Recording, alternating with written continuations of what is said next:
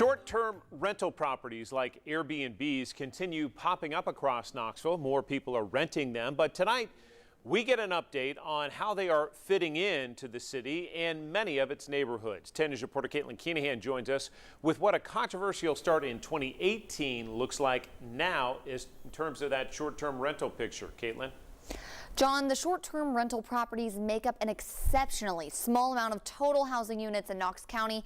Take a look at this. Out of 1,000 homes, just 2 of 1,000 are short-term rentals. This is a really small percent, but it's causing some big concerns for the city council.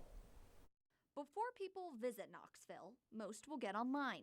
Some will search for a hotel, and others will get on a rental site to find approximately 618 short-term rental listings.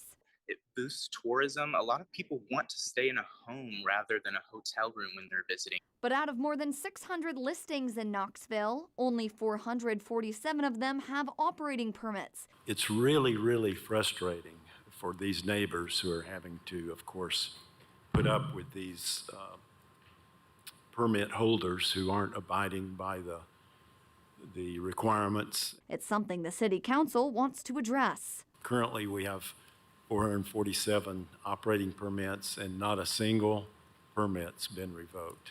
But the city says it's not for a lack of nuisance properties. I mean, it's certainly something that we need to make sure that we keep under control in the sense that we don't want them to be a nuisance, but when regulated properly, they're not a nuisance. They can provide a lot of value. Right now, the process for reporting a nuisance property is to call a hotline, but only 2 people called the hotline this year.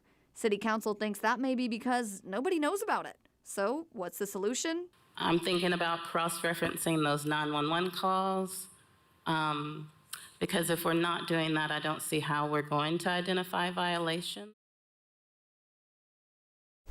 One suggestion to better monitor the complaints from rental properties is to partner with Knoxville Police. City leaders believe that's the agency receiving the most calls about nuisance properties. John? Caitlin Keenahan with the perspective tonight. Thank you, Caitlin. And we're going to